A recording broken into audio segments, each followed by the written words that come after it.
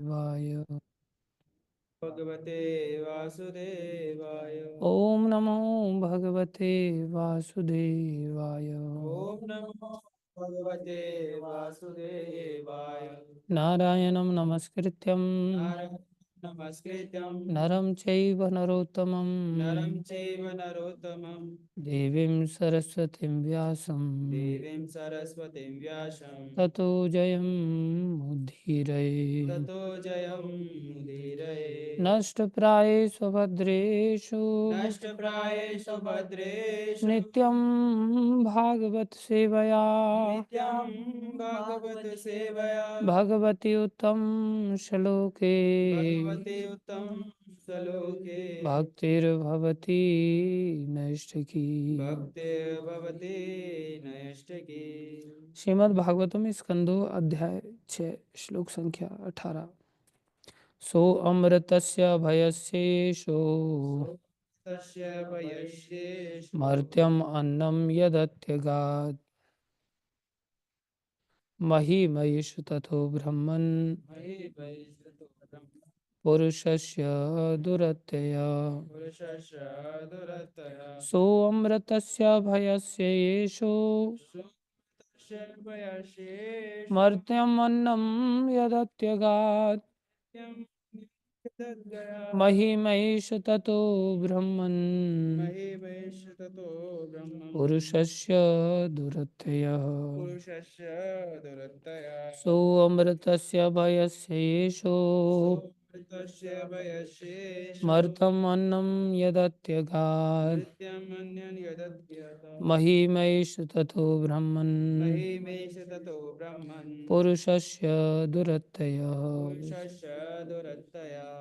अनुवाद पूर्ण पुरुषोत्तम भगवान अमरता तथा निर्भयता के नियंत्रक हैं और वे भौतिक जगत के मृत्यु तथा सकाम कर्मों से परे हैं।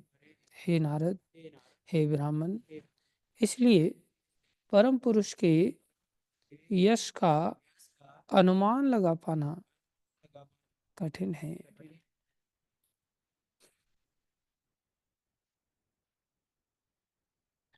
ओम अज्ञानं तिमिरन्धस्य ज्ञानञ्जनशलाकया चक्षुरुन्मीलितं येन तस्मै श्री गुरुवे नमः। श्रीचैतन्यमनोभीष्टं स्थापितं येन भूतले स्वयं रूपकदा मह्यं ददाति स्वपदान्तिकम्। वन्देऽहं श्रीगुरु श्रीयुतापदकमलं श्रीगुरुन् वैष्णवांश्च श्रीरूपं सागरजातं सहगना रघुनाथान्वितं तं सजीवं साद्वैतं सावधूतं परिजनसहितं कृष्णचैतन्यदेवं श्रीराधाकृष्णपदान् सहगणललिता श्रीविशाखान्वितांश्च। हे कृष्ण करुणा सिंधु दीनबंधो जगतपते गोपेश गोपीककांत श्रीराधाकांत नमस्तुते। तप्त कांचन गौरंगी राधे वृंदावनेश्वरी वृषभानुसुते देवी प्रणमामि हरिप्रिये। वाञ्छाकल्पतरुभ्यश्च कृपा सिन्धुभ्यैव च पतितानां पावनेभ्यो वैष्णवेभ्यो नमो नमः। जय श्री कृष्ण चैतन्य प्रभु नित्यानंदा श्री अद्वैत गदाधर शिवासादि गौर भक्तवृंद। हरे कृष्णा कृष्णा कृष्णा हरे हरे, हरे राम राम राम हरे हरे। हरे कृष्णा कृष्णा कृष्णा हरे हरे, हरे राम राम राम हरे हरे। हरे कृष्णा कृष्णा कृष्णा हरे हरे, हरे राम राम राम हरे।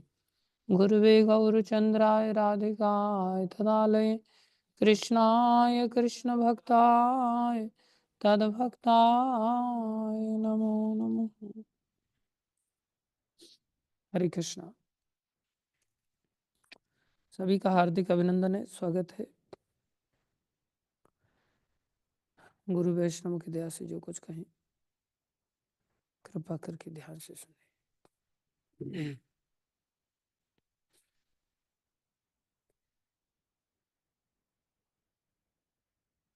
कल के दिन हमने क्या चर्चा की थी कृष्ण चंद्रिका माता जी?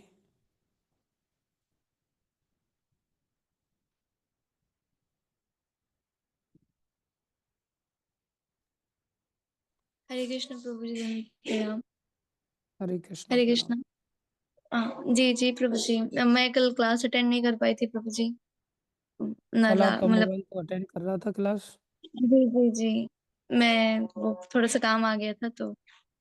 चलो ऐसा जी नहीं करने का। हाँ? जी जी प्रभु जी, क्या होता है ना कि 6 बजे मेरी क्लास रहती है, तो फिर मैं लीव कर देती हूँ, तो वो पूरा नहीं सुन पाती। अच्छा, जी बाकी समय में सुन लिया करो फिर। हाँ हाँ, बाद में सुनती हूँ प्रभु जी। ठीक है। यस, वंदना पांडे माता जी।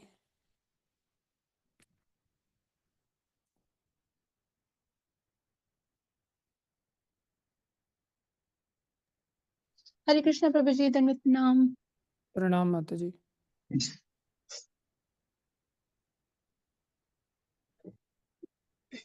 क्या बताया प्रभु था जी कल हमने?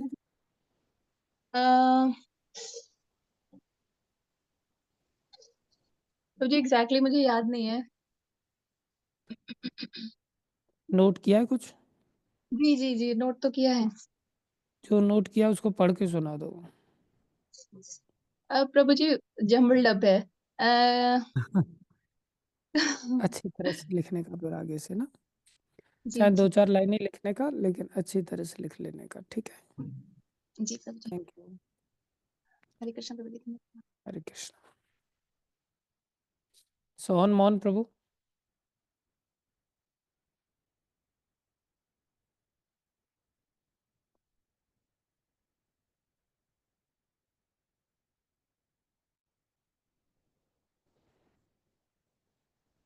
उसका भी मोबाइल सुन रहा है लगता है। किरात प्रभु।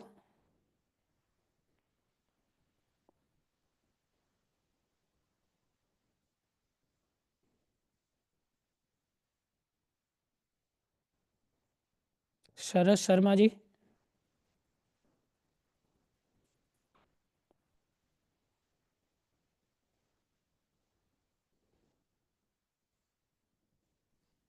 हरे कृष्णा प्रभु। हरे कृष्णा प्रणाम प्रभु। प्रभु प्रभु मेरी तो स्मरण शक्ति बहुत कम है और मैं लिख भी नहीं पाता। सुबह के वक्त ओह, भ्रमण करने निकल जाता हूँ, लेकिन आपका लेक्चर बड़े ध्यान से सुनने का प्रयास करता हूँ। ये कौन सा ध्यान है, मेरे को समझ नहीं आ रहा है। अच्छी बात है आप लेकिन ध्यान से बिल्कुल लेकिन कम से कम वापस जाकर के एक लाइन तो लिख सकते हैं। बिल्कुल बिल्कुल प्रभु जी, कल से ऐसे ही भ्रमण करूंगा। से वापस जाने का कम से कम एक लाइन लिख लेने का, ज्यादा कुछ नहीं। ठीक है ठीक है। तब ध्यान से सुनने का फल इतना भी नहीं हो कि एक लाइन भी हम याद नहीं रखें, तो फिर क्या ध्यान का फल रहा ये फिर। कोई बोलता है तो याद आई, आज तो किसी ने बोला ही नहीं तो याद याद ही नहीं आ रहा है। ये बात ठीक कह रहे हैं, लेकिन आपका भी तो बोलना हो सकता है ना, दूसरे लोगों के ऊपर बिल्कुल ही आप बिल्कुल भी प्रभु। तो ऐसे निर्भर हैं, ऐसे हाँ आपके ऊपर भी कुछ लोग निर्भर हैं। जी आप जी जी बोलेंगे तो जी दूसरों को भी याद आएगा, करेक्ट। जी जी प्रभु जी। आगे से ध्यान रखना, एक लाइन रोज नोट कर लेने का, कम से कम ज्यादा कुछ नहीं तो एक लाइन तो लिख ही सकते हैं। जी जी इसलिए मैं उन लोगों को पकड़ता हूँ आजकल जो वीडियो चालू नहीं रखते। वो मैं देख रहा हूँ प्रभु जी आज। देख रहे ना। अच्छी बात है। देखो राधा किंकरी माता ने तुरंत वीडियो चालू कर लिया, कहीं मेरा नाम ना आ जाए। अच्छी बात है। यह सौदामती माता।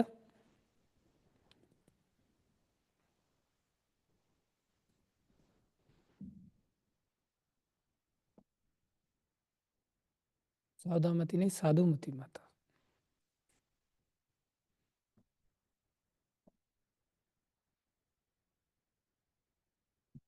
इनका भी लगता है मोबाइल ही जुड़ा हुआ है।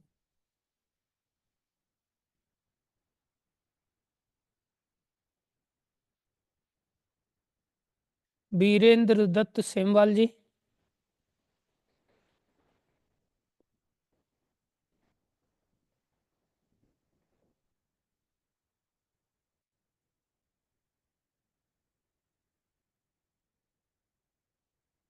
अरविंद कुमार पाठक जी।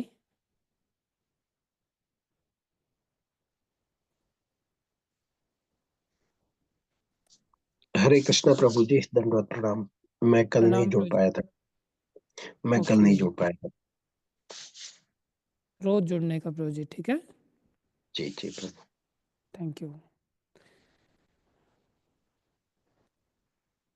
ममता माता।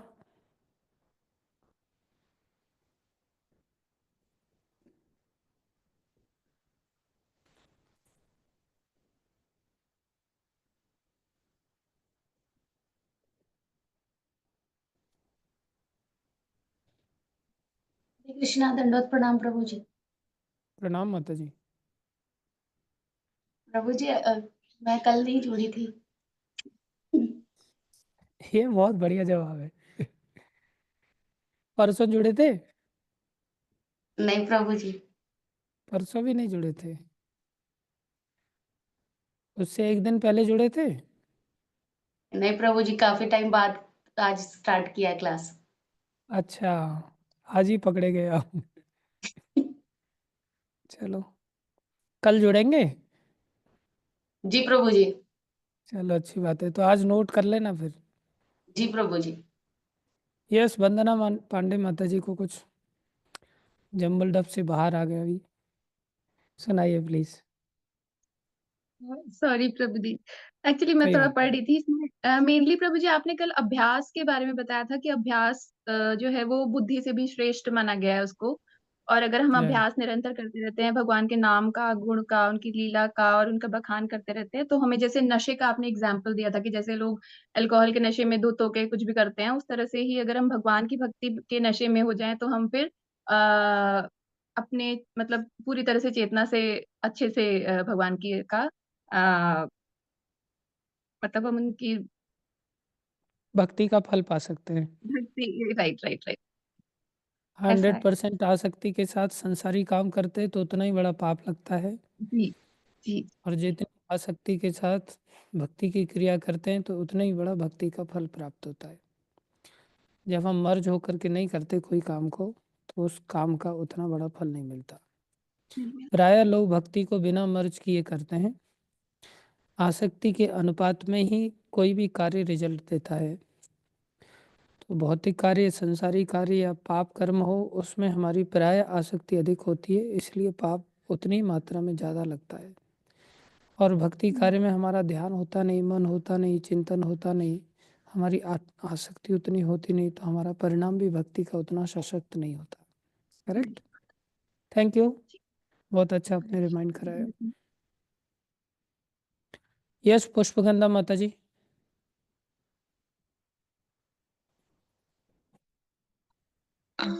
हरे कृष्णा, दंडवत प्रणाम प्रभु। प्रणाम माता जी। प्रभु, अब मुझे एक्चुअली कल का तो खैर अभ्यास के बारे में था ही, मुझे आपका परसों और उससे पहले का याद है कि आपने उदाहरण दिया था कि आप अपना अपना ही एग्जाम्पल दिया था कि जैसे घर में मैं अकेला लड़का हूँ, तो मुझे मेरे मतलब जो फादर हैं, वो मैं उनसे खोया लेके आया तो उन्होंने उसके भी मुझसे पैसे ले लिए 300 रुपए करके। और आपने एक उदाहरण दिया था कि जैसे मैं लड़का था, अकेला था तो मुझे घी देते थे। मेरी बहन थी, थोड़ा हाइट में कम थी, तो उसको कुछ नहीं देते थे। बोला पिताजी जब मेरे एक्सपायर हुए तो वो अपनी नौकरी दे गए, तो फिर उसको भी घी मिलने लग गया। तो मुझे बता रही थी मेरी सिस्टर कि ऐसे-ऐसे देखो मुझे भी भैया घी मिला है। तो मुझे आपका 2 दिन पहले का याद है प्रभु। चलो, धन्यवाद आपका। घी घी का आपका अच्छा रुचि है। नहीं, नहीं याद मुझे ये था, घी की रुचि नहीं मैं याद। ऐसे ही ठीक, प्रयास कर रहा था। जी, जी। समझ रहा हूँ। धन्यवाद, आप अच्छी तरह से याद रखते हैं। हरे कृष्ण प्रभु, दंडवत प्रणाम। Thank you. यस, आराधिका माता जी।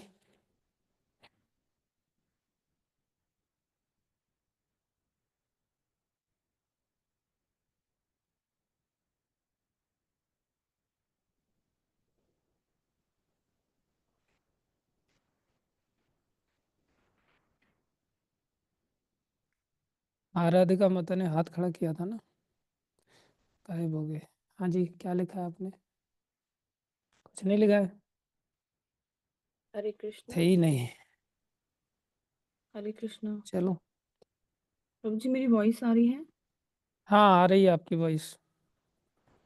प्रभु जी आपने प्रेम के बारे में बताया था कल, और जैसे आपने एक एग्जाम्पल दिया था कि के वश में होके भगवान अपने आप को छुपा ही नहीं सकते। लेकिन प्रॉब्लम ये है कि हमारे अंदर वैसा प्रेम है ही नहीं कि भगवान को अपने आप को उजागर करना पड़े। और संसारी लोग तो प्रेम को जानते भी नहीं हैं। और आपने ये बताया था कि प्रेम आएगा कैसे? अभ्यास करने से। और क्योंकि हम लोग कृष्ण अंश ही हैं, तो प्रेम ऑटोमेटिकली हमारे अंदर है, लेकिन वो ढक गया है संसार की कुसंगति के कारण। और जब हम प्रेम के कार्यों का अभ्यास करेंगे तब वो जागृत हो जाएगा। इसमें आपने एग्जाम्पल दिया था अभ्यास कि इसीलिए बताया था कि अभ्यास करने से ही प्रेम जागृत होगा। प्रेम को कहीं से हमने लाना खरीदना नहीं है, जो ढक गया है उसको जागृत करना है। बहुत जी। अच्छे, और थैंक यू आपने माता जी। यहाँ जी, हाँ थैंक बताइए। You Prabhu. एग्जाम्पल दिया था कि फिजियोथेरेपी का जैसे एक्सीडेंट होता है तो वो हाँ, वैसे भी तो ठीक हो अभ्यास सकता का है, लेकिन एग्जाम्पल दिया था। फिजियोथेरेपी से अभ्यास देने से वो जल्दी ठीक धन्यवाद हो आपका, जाएगा। धैर्यपूर्वक श्रवण करते हैं आप, अच्छी तरह से लिखते भी हैं।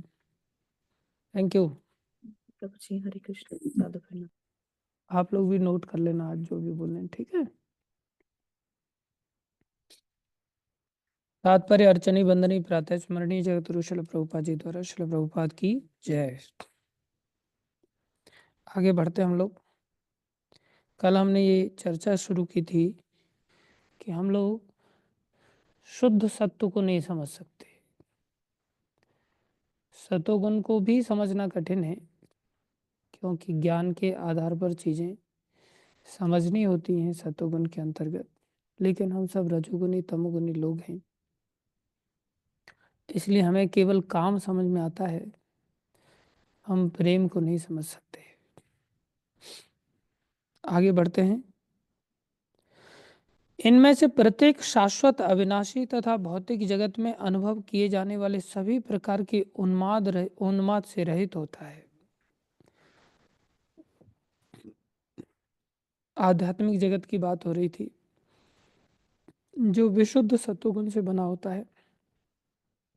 इन लोकों में आध्यात्मिक आनंद, इन लोकों में क्या होता है? आध्यात्मिक आनंद की प्राप्ति होती है। ब्रह्मानंद का बोलबाला रहता है। प्रभुपा जी लिख रहे हैं, कितना सुंदर बात कह रहे हैं प्रभुपा। वहां ब्रह्मानंद रहता है। संसार में हम सब कामानंद में डूबे रहते हैं, विषयानंद में डूबे रहते हैं, और भगवान के धाम में ब्रह्मानंद का बोलबाला रहता है। सुख तो सभी होते हैं। भक्ति मार्ग में हमने 3 प्रकार के वैसे सुख बताए थे। वैश्विक सुख आता है जब कोई भक्ति करने का प्रयास करता है, ये सब बहुत छोटा है। और फिर ऐश्वर्य सुख भी आता है, और ब्रह्मानंद का सुख भी मिलता है। और भगवान के धाम में कौन से सुख का बोलबाला है? ब्रह्मानंद के सुख का बोलबाला। ब्रह्मानंद में और वैश्विक सुख में क्या अंतर है? क्या अंतर है दिनेश प्रभु? वैश्विक सुख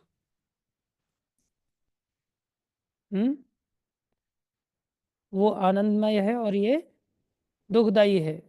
बहुत अच्छे, लेकिन फिर भी लोगों को तो सुखदाई लगता है ना। भज मन राम चरण सुखदाई, भज मन राम चरण सुखदाई। बड़ा सुंदर भजन है। निकाल सकता है तो 2-4 लाइनें गा लेंगे इसकी। गुरु महाराज बहुत सुंदर गाते हैं इसको। जिन चरणन से निकसी गंगा, जिन चरणन से निकसी गंगा, शंकर जटा समाई, शंकर जटा समाई। भज मन राम चरण सुखदाई, भज मन नाम चरण सुखदाई। जिन चरणन से निकसी गंगा जिन चरणन से, निकसी गंगा शंकर जटा समाई, शंकर जटा समाई। जटा शंकरी नाम पर्यो है, जटा शंकरी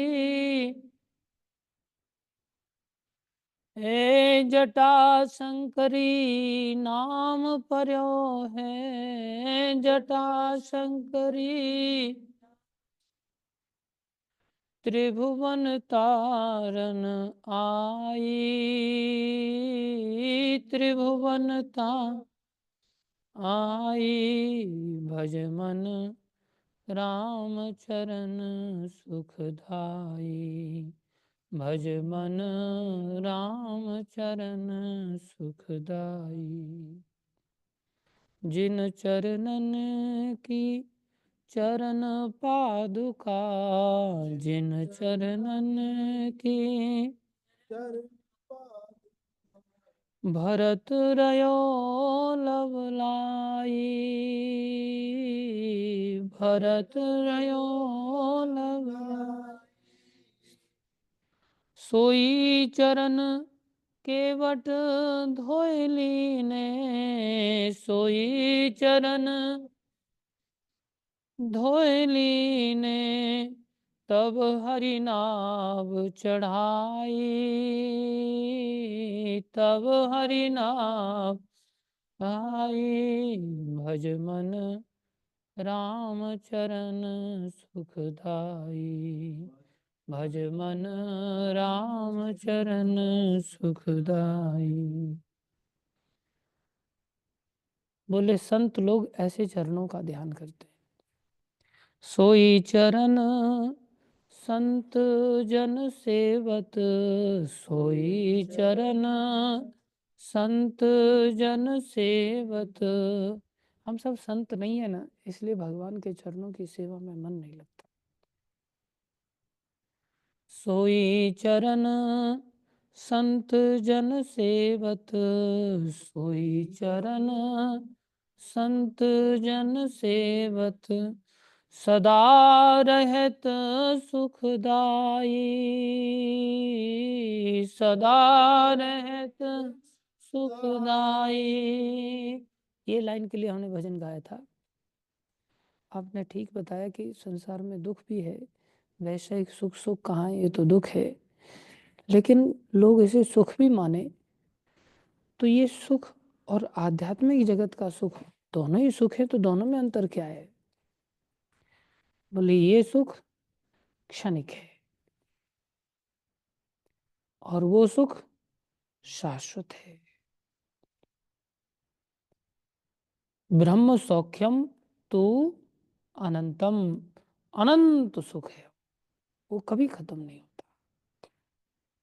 इसलिए इसको कहा जाता है सदा रहत सुखदाई। चोर कभी सुखी अनुभव करता अपने आप को? करता तो है, जब उसका हाथ लग जाता है तो कर देता है। वो हाथ लग जाती है उसकी धन संपत्ति, तो कितनी खुशी का अनुभव होता है उसको। लेकिन वो खुशी कितनी देर होती है? जब घर पे ले आता है तो टेंशन चालू हो जाता है कि नहीं? निरंतर धड़कनें तेज हो जाती है उसकी। जिस संसार के सुख को हम देखते हैं, प्रत्येक सुख का ऐसा ही स्वभाव है तकरीबन। जिस सुख में हमें चोरी करनी पड़े, एक प्रकार से चोरी की वृत्ति हो।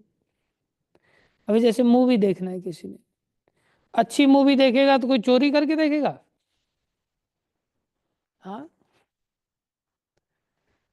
और गंदी मूवी देखेगा तो चोरी करके देखेगा। अच्छा, चोरी करके देखेगा तो बिल्कुल ऐसे मोबाइल लगा करके, एकदम से ईयरफोन वगैरह लगा करके, कंबल ओढ़ करके। कई बार दो मित्र एक साथ भी देख लेते हैं, अंदर ही बेड में बैठ करके कंबल ओढ़ करके। दोनों चोर हैं, इकट्ठे चोरी करने के लिए जाते हैं ना, जैसे ऐसे इकट्ठे मूवी देखेंगे अंदर ही अंदर, तो सुख तो मिल रहा है, लेकिन साथ में धड़कनें भी तेज रहती हैं। कोई आ गया तो हाँ नरसिंह आ गया तो, और नरसिंह ऐसा है कि खंबा फाड़ के प्रकट हो जाता है।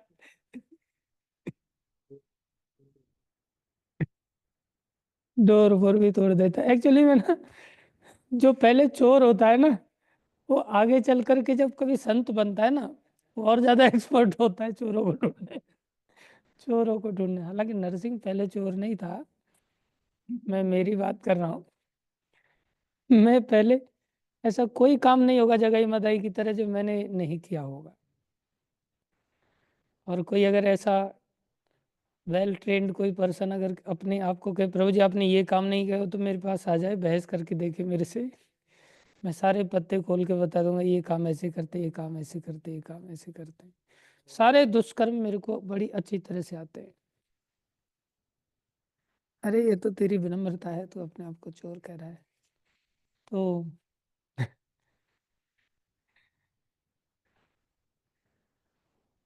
कोई व्यक्ति हो सकता है नरसिंह प्रभु से थोड़ा बहुत बच भी जाए, लेकिन मेरे से तो नहीं बच पाता। मैं तो पहले भी चोर था, आज भी चोर हूँ, और पता नहीं आगे क्या होगा। इसलिए जब जब हम कोई गलत काम करते हैं ना, तो उसमें चोरी की वृत्ति आती है।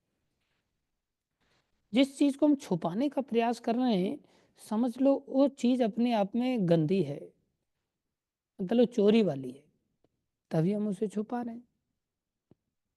है कि नहीं सचिन प्रभु? है कि नहीं? क्यों सचिन? तो उस चोरी में कुछ तो सुख मिल रहा है, लेकिन साथ में डर भी तो मिल रहा है। और जब चोरी खुल जाती है, तब कितनी लज्जा का अनुभव होता है। ऐसा लगता है धरती फट जाए और इसमें ही हम समा जाएं। कितना बड़ा दुख देती है ये सब चीजें। तो दुष्ट कार्य अंदर से फिर भी हमें भयभीत करते रहते हैं, थोड़ा सुख देते हैं फिर भयभीत करते हैं। लेकिन जब अच्छा कार्य होता है ना, जैसे अचानक से गुरुदेव का मेरे को फोन आ जाए, इधर आ मैं मिलना चाहता हूँ, तो अपने को सारे दुष्कर्म याद आ जाएंगे। मैंने ये गड़बड़ किया, ये गड़बड़ किया, ये गड़बड़ किया, गुरुदेव ने बुलाया, पक्का किसी न किसी गड़बड़ का उनको पता चल गया होगा। और अंदर से ये भी पता रहता है, गुरुजन तो सिद्ध महात्मा लोग होते हैं, इनको तो वैसे ही पता रहता है कि किसके मन में क्या चल रहा है, फिर भी अंदर छुपा छुपा के रखते। शायद ये वाली बात तो नहीं पता चली होगी, चली भी होगी तो विनम्रता से वो बताएंगे तो नहीं अपने आप को। ऐसा सोच सोच करके अंदर ही अंदर सब उधेड़ बुन चलती रहती है। फिर चले जाते हैं, और फिर गुरु जी प्यार से बात करके, बेटा इसीलिए बुलाया था, प्रचार कार्य कैसा चल रहा है, बाकी वो भक्त को रख लेना तू आश्रम में, वो भक्त को मैं भेज रहा हूँ, ये भक्त से मिलाना था तेरे को। अच्छा अच्छा अच्छा अच्छा, तब आदमी बड़ा एकदम से शांति से वापस आता है। ओहो बच गए भाई, आज बच गए। आइए आइए पवन देव आइए, स्वागत है आपका।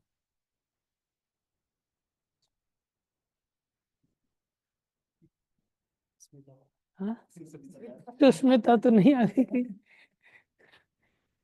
तो तब अंदर से कहता कैसा एकदम छाती ठंडी हो जाती है, ओह बच गए भाई आज तो। संसार में लेकिन फिर भी छुप नहीं सकते पाप तुम्हारे, ऐ मूर्ख इंसान की सब कुछ देख रहा भगवान, सब कुछ देख रहा भगवान।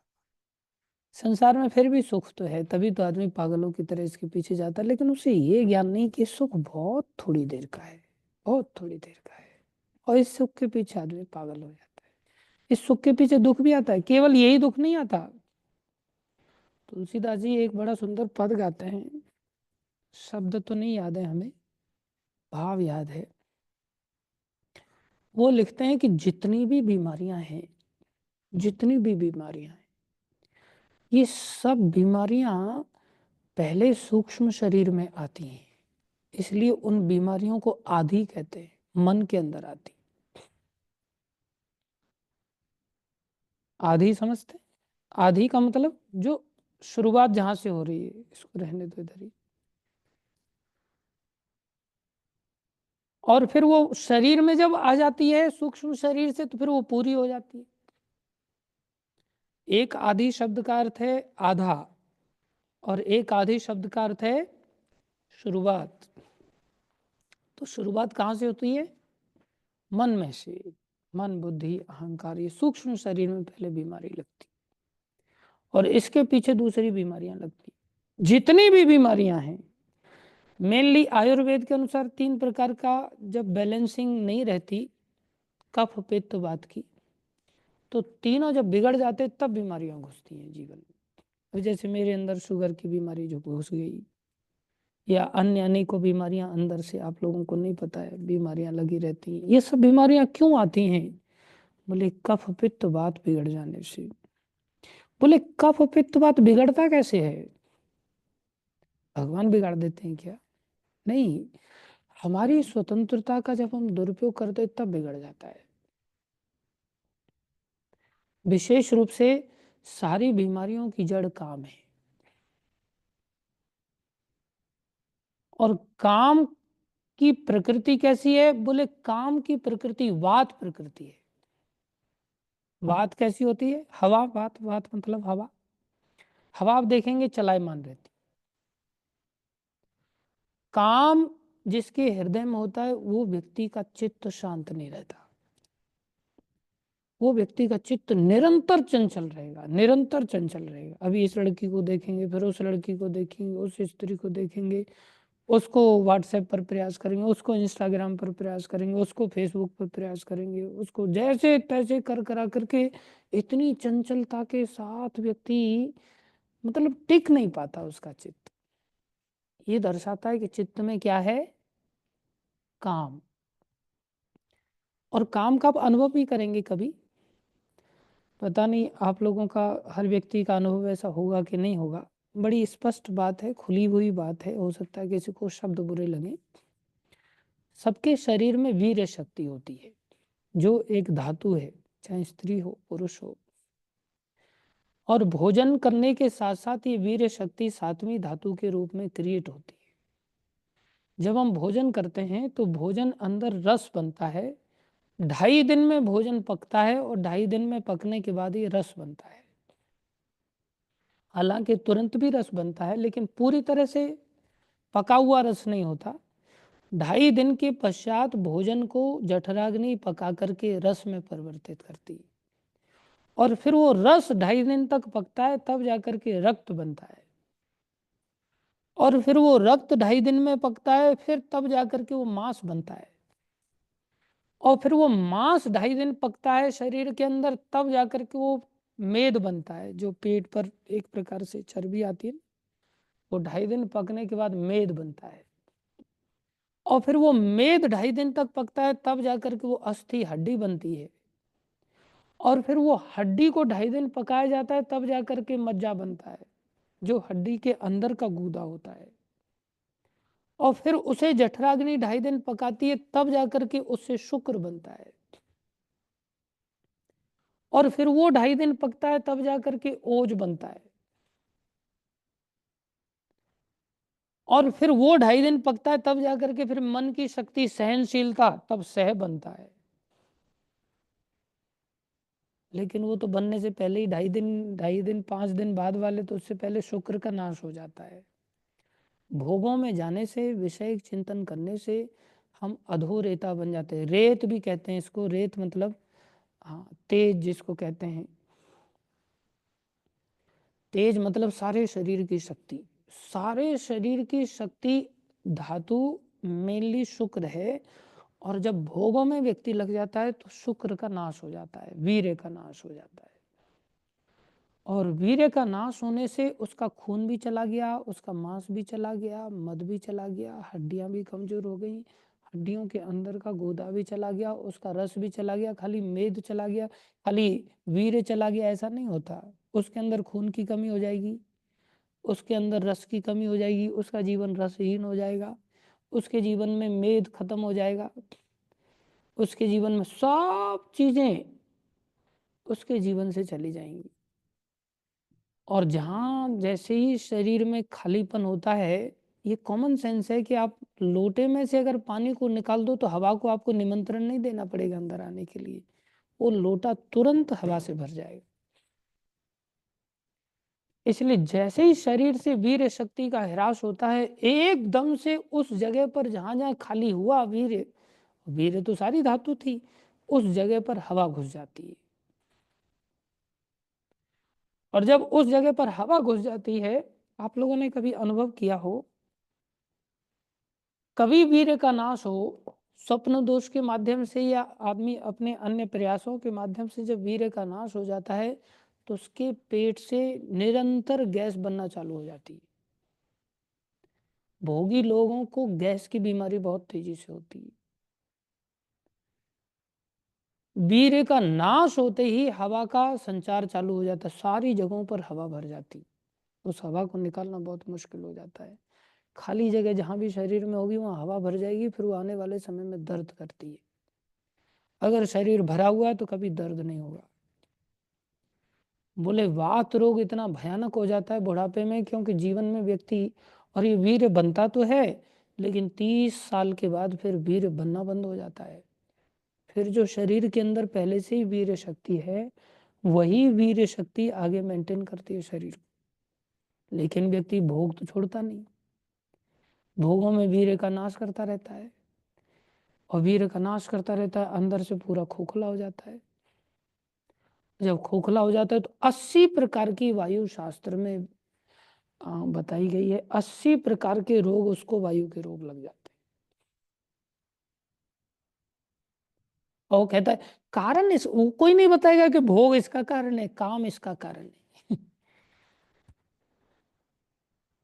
क्योंकि बुरा लगता है किसी को बोल दिया जाए काम इसका कारण है। इतना वीर्य का नाश व्यक्ति गंदे गंदे चलचित्रों को देख देख करके या व्यभिचार में फंस करके, वीर्य का नाश, थोड़ी देर का क्षणिक सुख मिलता, पूरा जीवन रोना पड़ता है, उसकी हड्डियों में, जॉइंट्स में, सब जगह पर खाली हो जाता है वो। और जब सब जगह पर खाली होता है तो सब जगह पर कराहता है, आ फिर कराता है जीवन भर। उस समय तो होश नहीं था उसको। ये बहुत खतरनाक है। इसलिए बहुत ज्यादा लेट एज में शादी नहीं करने का विधान था शास्त्र के अंतर्गत। 25 साल के बाद शादी कर लो और 4-5 साल में 2-4 बच्चे होने के पश्चात फिर पैरा के ले। 25 साल तक बड़ी सशक्त रीति से गुरुजनों के आश्रय में रह करके हमें मर्यादाओं को सीखना होता है, ऐसा आचरण में लाना होता है कि हम कैसे ब्रह्मचर्य का पालन कर सके अच्छी तरह से। उसके बाद वही व्यक्ति उस घर गृहस्थी के संसार के जंजाल से बाहर निकल के आ सकता है, अन्यथा नहीं निकल सकता। और भोगता चला जाएगा अंधा होकर के। जैसे तम्बाकू खाने वाले को कैंसर हो जाता है, वो कैंसर को छोड़ पाता है क्या? वो तम्बाकू को छोड़ पाता है? नहीं। भोजन भी अंदर नहीं जा रहा है। एक मेरा जूनियर था, उसके पिताजी को बेचारे को कैंसर हो गया, डॉक्टर्स ने मना कर दिया, गले में छेद हो गया सीधा कैंसर वाले। बोले अब दोबारा कभी तम्बाकू खाए तो मरोगे सीधा। वो कहते एक दिन तो मरना ही है, खा के मरते हैं। कैसी बड़ी जड़ बुद्धि, ये सब जड़ता आकर के जीव को घेर लेती। ये सब कुसंगति से होता है, और कुसंगति में सबसे बड़ा बाप है मोबाइल। कम से कम रात्रि को तो किसी भी हालत में इसको अपने पास नहीं रखना चाहिए, बहुत खतरनाक है। क्योंकि रात्रि में चोर की वृत्ति और ज्यादा तेजी से जागृत हो जाती। चोर तो खैर दिन में भी नहीं छोड़ता, दिन में भी डाका मारने का प्रयास करता है, लेकिन रात्रि को तो और ज्यादा उसको मौका मिल जाता है, अंधेरा हो जाता है। इसलिए सबसे घटिया चीज है दुनिया में। अगर कोई व्यक्ति भक्ति में आगे बढ़ना चाहता है तो उसके लिए बहुत आवश्यक है। नहीं बढ़ना चाहता और नरक में जाना है तो उसका तो कोई उपाय ही नहीं है। नरक तो बाद में भोगेगा, पहले तो संसार में वायु के रोगों से प्रताड़ित हो जाएगा वो। इसलिए काम का ये बड़ी प्रैक्टिकल अनुभव की बात है। आप लोगों ने वीर्य का नाश किया हो ना किया हो, मैंने अपने जीवन में वीर्य का नाश किया है, और मैंने अनुभव किया है कि शरीर कैसे खोखला हो जाता है।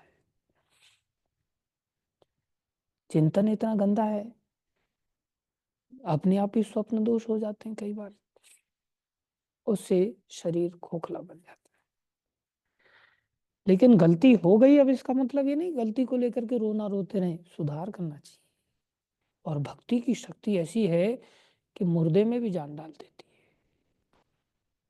मुर्दे में भी जान।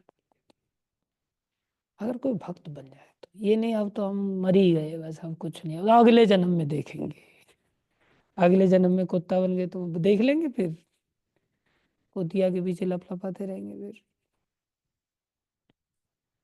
तो कुछ नहीं हो सकता।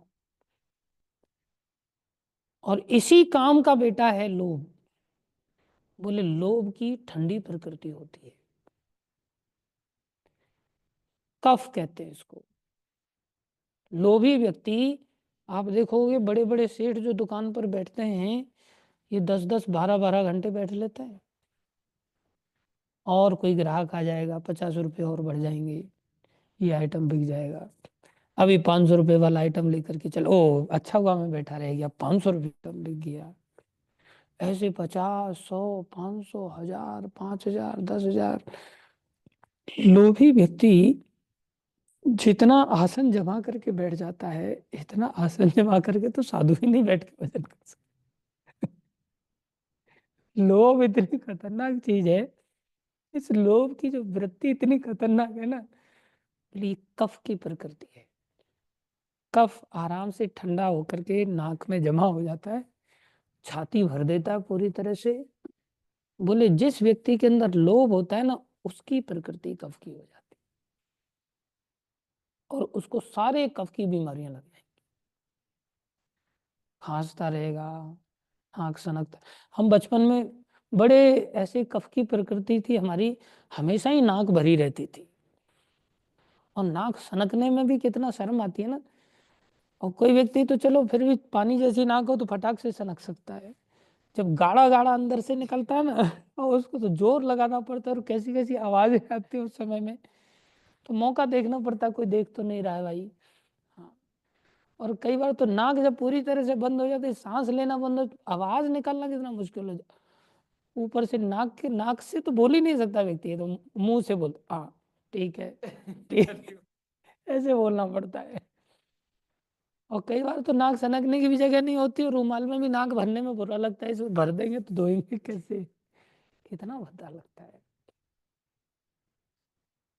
12वीं तक तो इतने संघर्ष के साथ जिए। वो तो महाराष्ट्र की दया हो, वहाँ चले गए हम पढ़ने लिखने के लिए, तो वहाँ थोड़ा भक्तों की संगति मिल गई, शायद हो सकता, और वहाँ हमारा जो काम ठीक हो गया, अपने आप ठीक हो गया। विचार करते थे लोग, तो डॉक्टर लोग एलर्जी है, यहाँ एलर्जी इसके कारण होगी, वहाँ एलर्जी उसके कारण होगी। अरे ये सब डॉक्टरी, ये सब बहुत छोटे स्तर की डॉक्टरी है, ये सब रूट कॉज तक कोई व्यक्ति जा ही नहीं पाता। वहाँ में जो भक्तों की संगति मिली, तब हमारे चित्त से लोभ चला गया, एक तरह से, मतलब चला गया मतलब पूरी तरह से नहीं गया, कम हो गया। अभी भी थोड़ी नाक में है, कफ है, लेकिन काफी चित्त हल्का हो गया। और तीसरा, मेरे अंदर तो तीनों ही अनबैलेंस हो गए एक प्रकार से, इतने रोग घुसे पड़े ना। तीसरा रोग है छाती की जलन। बोले ये भी काम से ही पैदा होता है। काम की दो संतानें, एक लोभ और एक क्रोध। जब कोई चीज मिल गई तो छाती ठंडी हो गई। जिस चीज की कामना थी हाँ स्प्राइट मिल जाए पीने को, जैसी मिल गई बस छाती ठंडी हो गई। एक बोतल मिल गई, 3 लोग हैं, दूसरी भी मिल गई और छाती ठंडी हो गई। फिर और लोग बढ़ा, बोले प्रभु जी 2 बोतल नहीं थी, 3 बोतल थी। आपको पता कैसे चल गया? मतलब मैंने तो 2 ही बोतल बोला, मैं सोच रहा था कि तीसरी बताएंगे ये खुद से कि नहीं बताएंगे। लेकिन जगन्नाथ जी, उसकी जी में देखो कितनी प्रसन्नता है। 3-3 बोतल मार करके अचानक से छुपा करके अंदर कमरे में ले जा रहे हैं, और खा पी करके मस्त।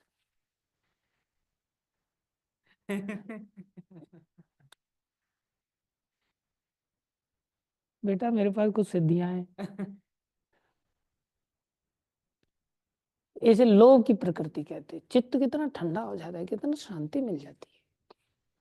और जब नहीं मिली तो जो चीज नहीं मिलती बोले फिर क्रोध आ जाता है।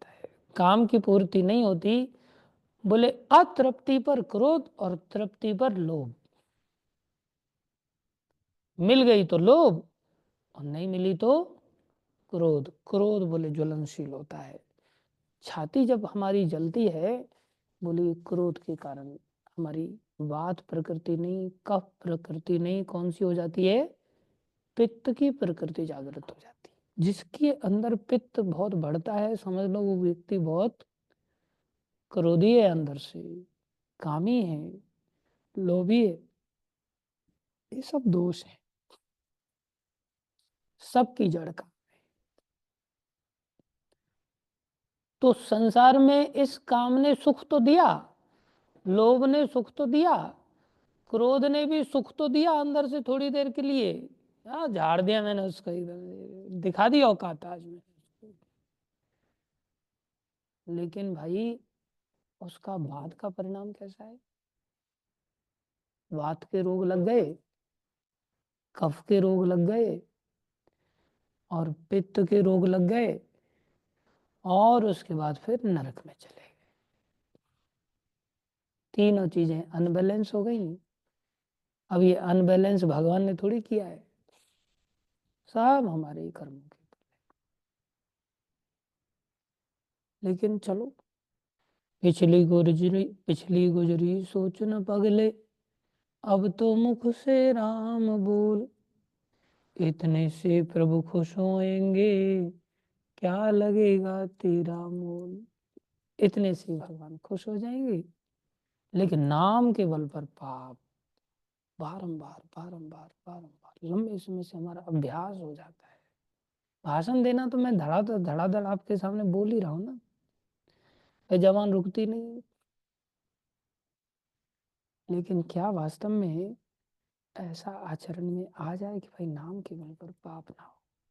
कम से कम बहुत थॉटफुल तो बने, चिंता तो करना सीखें, चिंतित तो हों।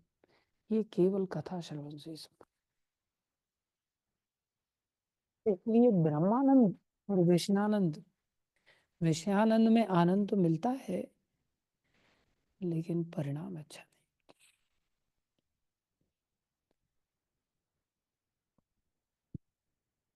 परिणाम अच्छा नहीं। इसलिए ब्रह्मानंद कैसा है? शाश्वत आनंद है। सोई चरण संत जन सेवत, सोई चरण संत जन सेवत, सदा रहत सुखदाई, सदा सुखदाई। सदा सुख में डूबे रहते हैं संत।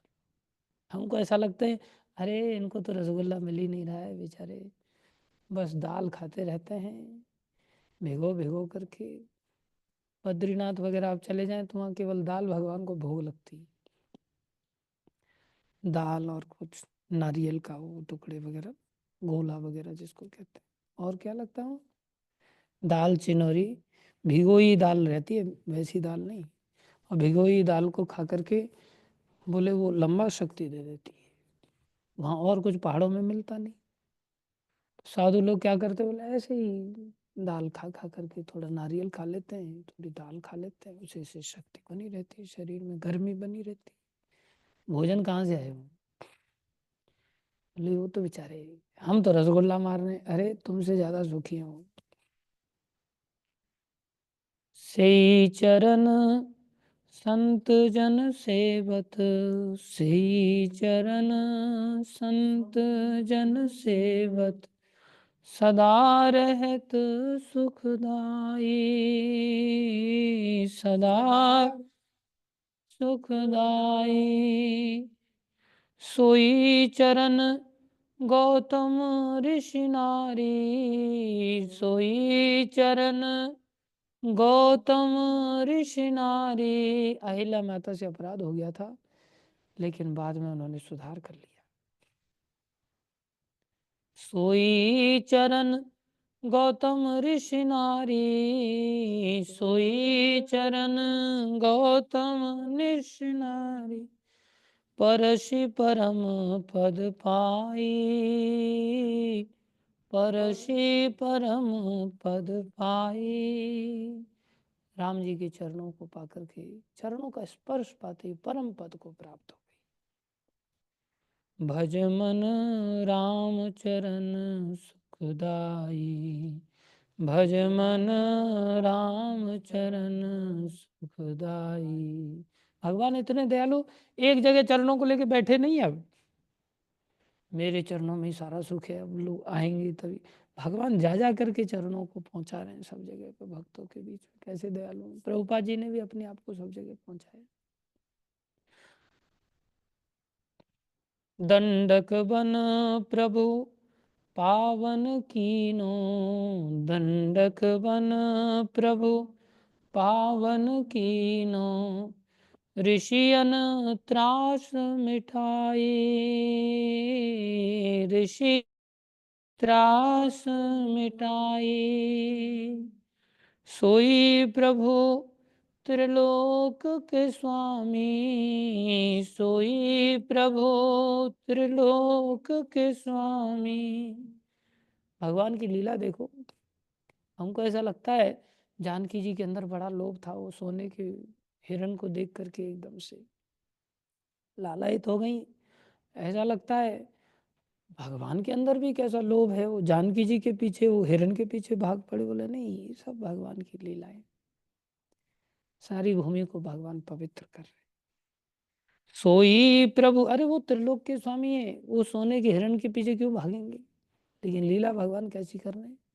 सोई प्रभु त्रिलोक के स्वामी, सोई प्रभु त्रिलोक के स्वामी, कनक मृगा संग धाई, कनक मृगा संग धाई। भज मन राम चरण सुखदाई, भज मन राम चरण सुखदाई। भगवान कैसी सहायता करते हैं। कपि सुग्रीव बंधु भय व्याकुल, कपि सुग्रीव बंधु भय व्याकुल। ये लोभ है ना, क्रोध, ये सब भाइयों भाइयों में भी दुश्मनी पैदा कर देता है। छोटी सी संपत्ति के टुकड़े पर लोग एक दूसरे की जान ले लेते हैं। सब लोग काम क्रोध से भरे पड़े। थोड़ी देर के लिए सुग्रीव जी सिंहासन पर बैठ गए गलती से, तो बाली को इतना क्रोध आया, वो जान का ही दुश्मन बन गया। बहुत प्रेमी था, लेकिन जान लेने पर उतारू हो गया। सुग्रीव जी बेचारे भयभीत हो गए, छुप करके रहते थे ऋष्यमुख पर्वत पर। भगवान ने क्या लीला किया। कपि सुग्रीव बंधु भय व्याकुल, कपि सुग्रीव बंधु भय व्याकुल, तिन जय छत्र धराई, तिन जय छत्र धराई। राजा बना दिया उनको। रिपु को अनुज विभीषण निशाचर, रिपु को अनुज विभीषण निशाचर। निशाचर थे विभीषण जी, और रावण के सगे भाई जो शत्रुता करके बैठे हैं राम जी से। भगवान किसी को भी शरण दे रहे थे। रिपु को अनुज विभीषण निशाचर, रिपु को अनुज विभीषण निशाचर। जिनको सबने विरोध किया, अरे मार डालो इसको, शरण में नहीं है, जासूसी करने आया है और शत्रु का सगा भाई है, इसको छोड़ना मत। लेकिन भगवान ने कैसी दया किया। हनुमान जी ने पहचान लिया। बोले नहीं, शरण में है ना, जैसे क्या करेगा ज्यादा से ज्यादा, और क्या कर सकता है कोई व्यक्ति भगवान का। वैसे भी शरण में आया, कोई ढोंग भी कर रहा है शरण का आने को। कैसे दयालु। परसत लंका पाई, परसत लंका पाई। प्रणाम करते ही, दंडवत प्रणाम करते ही, उठो लंकेश। लंकेश कहकर उठाया, लंका के ईश्वर हैं, उठो। सब आश्चर्य में पड़ गए, अवाक रह गए, अरे लंकेश तो रावण है, इनको लंकेश कैसे कह दिया? ऐसा भगवान बोले अब वो नहीं रहा लंकेश, वो तो मर गया, एक मरेगा तभी तो दूसरा बैठ पाएगा ना। जैसे ही बोले अब नाटक चलेगा यहाँ से, बाकी रावण तो अभी मर गया। भक्तों से जो विरोध करता है वो एक प्रकार से मर ही गया, भक्तों के प्रति अपराध करता है, भगवान नहीं छोड़ते। बड़ी सुंदर घटना है एक भक्त अपराध की, कल याद दिलाना कैसे भगवान मारने के लिए उतारू हो जाते हैं, सुनाएंगे कल। रिपु को अनुज विभीषण निशाचर, रिपु को अनुज विभीषण निशाचर, पर सत लंका पाई, पर सत लंका पाई, भज मन राम चरण सुखदाई, भज मन राम चरण सुखदाई। अरे संसार में कौन इतनी सुंदरी हो सकती जितनी स्वयं माया देवी है? सुंदरी नहीं मतलब सुंदर भी कौन हो सकता है, खाली सुंदरी की बात नहीं हो रही। कौन पुरुष सुंदर, कौन स्त्री सुंदर संसार में? माया देवी साक्षात दुर्गा माता है एक प्रकार से, जिनको गौरी कहा जाता है। बोले शिव जी उनकी ओर भी देखते नहीं, कैसे सुख में डूबे रहते हैं। हम लोग तो इधर उधर भागते हैं, बोले कोई रशियन लड़की मिल जाए गोरी चमड़ी की, यूक्रेनियन भी चल जाएगी, आसपास की देश है। शिव सनकादिक और ब्रह्मादिक, शिव सनकादिक और ब्रह्मादिक, शेष सहस मुख गाई, शेष सहस मुख गाई। हजारों मुखों से शेषनाग अनंत शेष भगवान, भगवान की लीलाओं को गाए जा रहे हैं, गाए जा रहे हैं, गाए जा रहे हैं, और ये लीलाएं अंत नहीं हो रही। इतना विस्तार है, इतना विस्तार है। प्रभुपाद जी ने कितना बड़ा तात्पर्य दिया है, और ये तात्पर्य यही खत्म नहीं हो रहा है। कब भागवत हमारी खत्म होगी? कितने शास्त्र हैं, कितने पुराण हैं, कितनी लीलाएं हैं, और भक्तों की लीलाएं तो और, हरि भक्त हरि कथा, हरि अनंत हरि कथा अनंता। और फिर भक्तों की संख्या, शिव सनकादिक और ब्रह्मादिक, सनकादिक और ब्रह्मादिक। सनकादिक करोड़ों वर्षों से, करोड़ों तो छोटी सी बात कह रहे हैं, अनंत काल से हम गिन ही नहीं सकते, गाए जा रहे हैं चारों भाई। शिव जी गा रहे हैं, ब्रह्मा जी गा रहे हैं, अनंत शेष भगवान गा रहे हैं, और हम यूट्यूब में घुसे हुए, ये रह गया, ये रह गया, ये रह गया। यूट्यूब भी गा रहा है, अगर यूट्यूब में भी भक्ति की चीजें निकालोगे तो अनंत निकल जाएंगी, वहां भी सागर है। लेकिन हमें तो माया शक्ति, माया शक्ति भी अनंत है भाई, भगवान की है ना। तुलसीदास मारुत सुत की प्रभु, तुलसीदास मारुत सुत की प्रभु। देखो भक्तों की लीला कैसी, भगवान की लीलाएं तो सनकादिक शंकर आदि सब गा ही रहे हैं, लेकिन तुलसीदास जी कह रहे हैं, लेकिन हनुमान जी कैसे महान भक्त हैं। तुलसीदास मारुत सुत की प्रभु, तुलसीदास मारुत सुत की प्रभु, निज मुख करत बड़ाई, निज मुख करत बड़ा, भज मन राम चरण सुखदाई, भज मन राम चरण सुखदाई, भज मन राम चरण सुखदाई, भज मन राम चरण सुखदाई। एक एक दिन करके जीवन जा रहा है, भजन में लग जाओ भाई, भक्ति करें, कृष्ण के लिए जीवन जिए, विषयों के लिए जीवन जिए, बहुत बुरी बात है। साधु बन करके तो विषयों का जीवन और सबसे ग्रहण,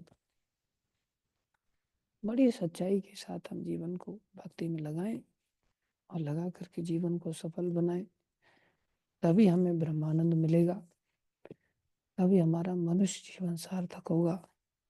नहीं तो विषयानंद में तो भाई डर डर के जीवन जियो, भय का अलग कष्ट पाओ, उसके पश्चात बीमारियों का अलग कष्ट पाओ, और उसके पश्चात सीधे नरक में जाकर के फिर वहां रसगुल्ला फ्राई करो, गुलाब जामुन बनो, उधर यमदूत खाएंगे हमको पका पका करके। फिर भागवत महापुराण की जय, श्रील प्रभुपाद की जय, श्री गुरु महाराज की जय, अनंत कोटि वैष्णव वृंद की जय, आप सब भक्तों की। सब लोग जप कर सकते हो।